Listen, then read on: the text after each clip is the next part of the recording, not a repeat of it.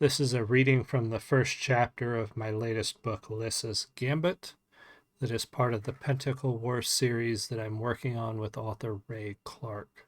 This was originally part of the Realm of Thrall collection that we were working on that has been canceled and now being rewritten into this new series. This chapter is titled Lyssa, which introduces the character. It tells us how she becomes the king's blade in the kingdom of Aurelia. How did I get myself into this? Lyssa wondered, as another icy cold drop of water ran down her back and crept under the tight leather corset she wore.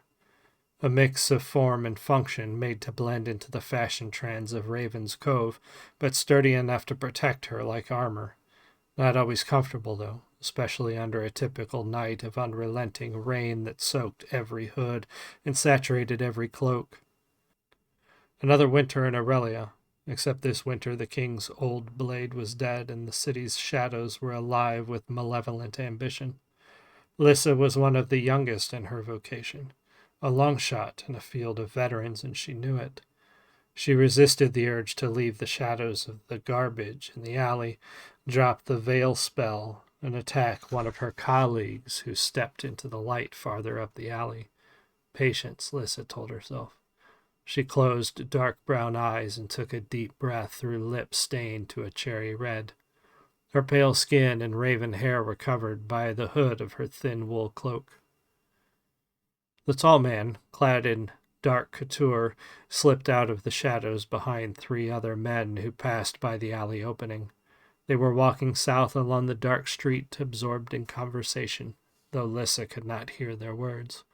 The two men flanking the third were armed. Their charge was clearly a lord, well established in the king's court, dressed in elegant dark velvets and wools trimmed in green. She had to assume he was the target of the hunt, and key to becoming the new blade of the king. The order was not explicitly from the king, but to those in the shadows it was clear that what this job meant. No one knew why the man was to die, but Lyssa suspected this particular lord became aware of some secret to the monarchs which would embarrass them. Everyone knew there was perversity in the royal court, but it was all very hush-hush. The lord and his bodyguard walked through the city without care. Lyssa wasn't sure how it was possible, but she thanked her luck that put her so close to the target. There was just one obstacle, the other assassin ahead of her. She dropped the veil, moved cautiously to the end of the alley, and looked south. The three men and their pursuer were already a fair distance ahead. She stepped casually into the street and followed. On a clear night, the city streets would be bustling, but the rain kept most inside. City taverns rarely closed, and people were enjoying the warmth and entertainment within the local establishments. Normally, Lyssa would revel in the activity, watching people and studying their habits. She spent a lot of time observing their interactions, mannerisms, and body language. Tonight she ignored the cold rain soaking her hair and clothes and focused on her quarry. It was the men's body language that first clued her in that something was amiss. All three men walked in step with each other, left, right, left. Lyssa slowed down to give herself more distance from the others. Her intuition was correct. After passing another alley, the group stopped as if their conversation had grown heated. The man following them had to make a choice. Either stop as well and possibly give himself away, or keep walking as if he didn't notice them. He chose the latter, probably intending to duck into a doorway or side street until they moved on. He never had the opportunity. When he passed close, the lord and his bodyguards, all three drew blades and attacked. The assassin tried to retreat, but it was too late. Even as he drew a blade to defend himself, he was cut down. They dragged the body of the hunter-turned prey into a nearby alley, all three of them getting their hands dirty in the encounter. Lyssa's suspicions were confirmed. That was no lord at all. The courtier may have defended himself in an attack, but he'd never get blood on his hands while accompanied by two strong bodyguards. The real lord must know he was a target and sent out decoys to draw out someone seeking his head. How many of her colleagues had fallen victim to the same trap? Where was the real target? How would she get to him with his guard up? She watched the soldiers continue down the street toward the wharf district. She tapped her lip with a slender finger. She'd need a new plan, and she'd have time to sort it out while she located her target. 2 hours later, Lyssa stood in the doorway of a baker's shop. The street was dark and devoid of traffic in this part of town. No taverns drew late-night revelers, and no shops were open to sell to the sleepless people still enjoying the evening elsewhere. Across the street, a large stone building brooded over its poorer neighbors as if it once dominated the block, but was forced to give way to lesser homes. It was not uncommon in the lower reaches of the city where old families once owned large plots of land, but growth and finances forced them to sell off parts of their land to people building smaller homes and businesses. The richer families could afford to build homes on the cliffs above the cove, and their old homes would become tenements or torn down.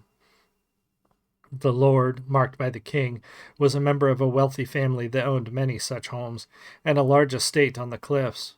It took some time to sort out which of the family's homes was the oldest and the least notable. She was gambling on the fact that her target would seek refuge in such an obscure location, and hoping that none of her colleagues had managed to gather the same information. She watched the street and the house for several minutes before she saw what she needed. On the third floor of the large house, a curtain pulled back momentarily and then settled into place. She didn't see a face, but someone was checking the street. Someone who was too paranoid to chance lighting a candle. Taking a deep breath, Lyssa stepped into the street and let out a blood-curdling scream before rushing to the thick oak door of the stone house. She pounded frantically on the portal with her fists and kicked it with her feet. "Help me," she shouted at the top of her voice. "Help, they're after me." She pounded on the door for another few breaths before shouting again, and the door opened mid-scream. A haggard old man in a white dressing gown peered out of the gloom of the home's entry hall. His white hair stood out from his head, creating a wild ring around a bald pate. Lord Morden studied the woman by the light of the taper in his hand, and then peered out into the street cautiously. "What's this, then?" "Cutthroats in the street, my lord," Lyssa said, forcing panic into her voice. "I barely escaped, but I fear they'll find me." Lord Morden's eyes widened, and he checked the street again. Lyssa could see indecision in his eyes. He was a smart man to have lived so long at court, but a vulnerable woman alone at night, possibly being chased by murderers, got his attention. He hesitated, opening his mouth to speak and then snapping it shut. She feared he was close to pushing her back into the street. Thinking quickly, she stepped toward him, close enough that he would be able to smell the lavender she used to scent her hair and feel the warmth from her body. "Please, my lord," she said quietly, using her panicked eyes to capture his. "I'm scared out here alone." Preying on a man's natural inclination to protect anyone they perceived to be weaker didn't always work. In this case, adding a little sexual tension was all she needed to push Morden over the edge. "Come in, quickly." Lord Morden relented, waving her inside. He shut the door behind her, but not before checking the street once more. Lyssa scanned the hall. Aside from the two of them, the house seemed empty. No light shone from any of the dark doorways of the hall, which was open to the upper floors. The only illumination, other than Morden's candle, was the large skylight 3 floors above that allowed the moon's silver radiance to shine through whenever there was a break in the clouds. She heard no more voices or sounds of people moving about, but it was late. "Where are your guards, my lord?" Lyssa kept the edge of panic in her voice, letting fear show in her eyes. "The house is empty, young lady. No one knows I'm here," Lord Morden said, gesturing her to follow. He led her through the hall to the back of the house and into a small kitchen. No windows broke the stone walls in this room, and a warm glow emanated from the red coals in the hearth. It was barely enough to see, and the old man lit another candle and set both on the thick wooden table in the middle of the room. The kitchen was tidy but small, with one other table against the wall opposite the hearth.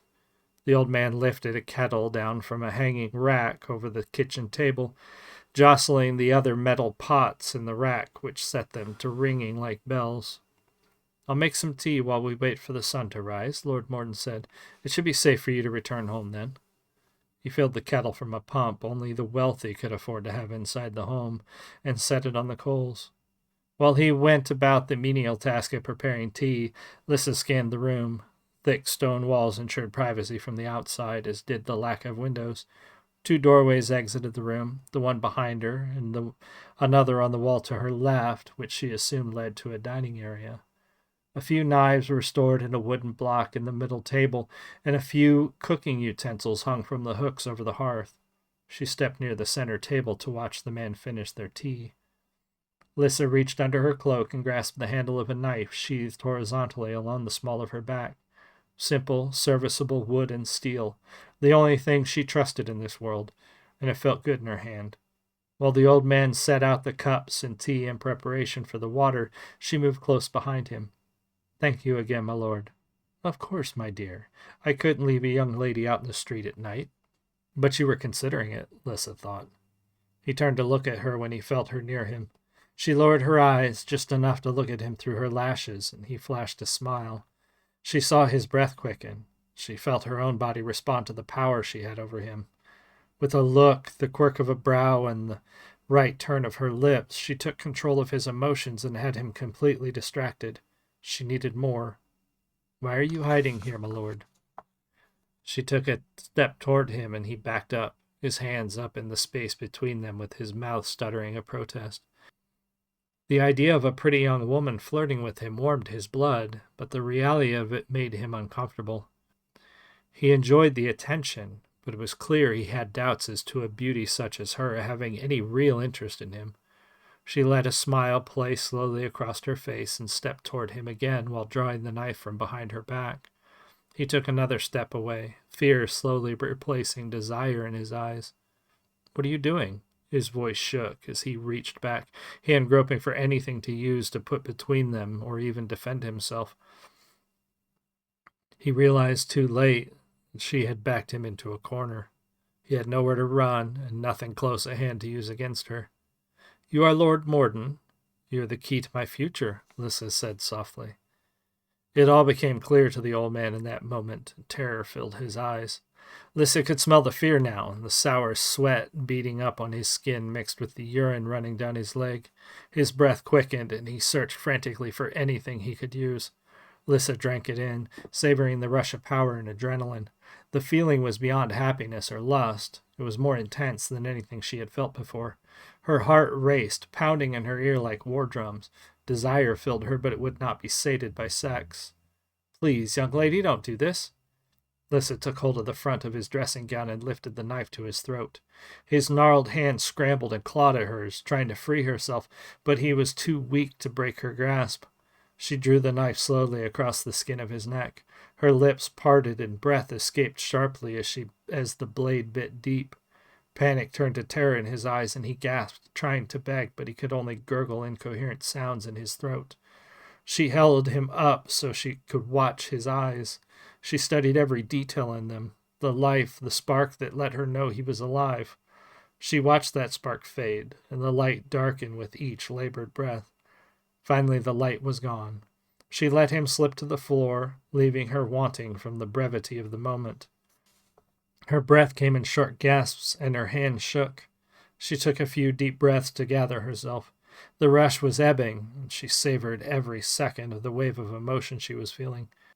Too soon, that was all over as well, and she was left with the grisly task of collecting proof that the job was done. The guards allowed Lyssa to enter the royal hall after she showed them the contents of the bloody sack she carried. They were instructed to allow anyone with such cargo an immediate audience with the king and queen.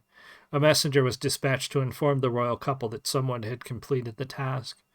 After a short wait in the hall's antechamber, Lyssa was ushered through the massive oak double doors with her prize. The inside of the hall was elaborately decorated with tapestries of black and green depicting the royal sigil, a giant kraken against a turbulent sea. Guards stood at regular intervals along the outside walls, which were adorned with stained glass windows depicting various Aurelian house sigils, as well as historical figures and events. Supporting a vaulted ceiling overhead, massive pillars created an aisle to the royal dais. The king and queen sat on a pair of matching thrones carved of black granite. They were flanked by a pair of royal guards. The opulence and grandeur took Lyssa's breath away. All her life she wanted more than her limited circumstances provided. She knew that the court was exactly where she needed to be. Well, girl, don't make us wait all day. The king's booming voice startled her out of her reverie. She composed herself and marched with confident purpose to the end of the hall. Reaching the foot of the dais, she opened the bag and lifted her gory cargo by its wispy white hairs. The king nodded while the queen averted her eyes from the scene. At a gesture from the king, a guard stepped forward to take the bag and its contents away. Well done, the king said. Thank you, your majesty. Lyssa performed an awkward curtsy. The queen looked down at the young woman with the slightest of sneers. Lyssa noticed, but she kept her eyes on the king. You'll need to learn what it is to be the king's blade, girl, the king said. A spot at the academy in Diamant has been arranged. You will leave in the morning. Lyssa bowed again. Thank you, your majesty. She was led from the hall by an attendant that seemed to materialize out of thin air, but not before she heard the king's comment to his queen. Beautiful girl, that one. Lyssa smiled as she was shown to the rooms that would be her domain once she completed her training. Later, in her own luxurious suite, high in the tower over the palace, Queen Brielle sat before an expensive mirror, turning her face and scrutinizing every detail. Beautiful girl, she repeated coldly. What do you think, Toad? Do you think the new blade was beautiful? Your Majesty, a squat, hunchbacked man stood nearby. I am certain she is not as beautiful as you. The queen considered herself in the mirror a moment longer. Of course, her little sycophant would say that. His life depended upon it. But did others hold the same opinion? The new blade was very young, and the queen was losing her battle with time every day.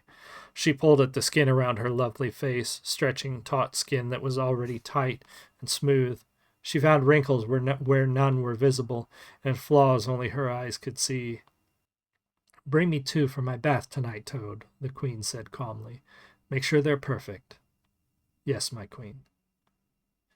So that concludes the first chapter of Lyssa's Gambit. In the video description below, you will find links to get this book from either Amazon or myself at my eBay store under the Linktree link. You can also get it from me at local shows and conventions that I am doing throughout. So check my socials for all of that information and updates. And the next book should be out soon from Ray Clark, so watch her socials to get the next book in the Pinnacle War series. And there are several more coming. So thank you for listening. I will see you all again soon. Much love.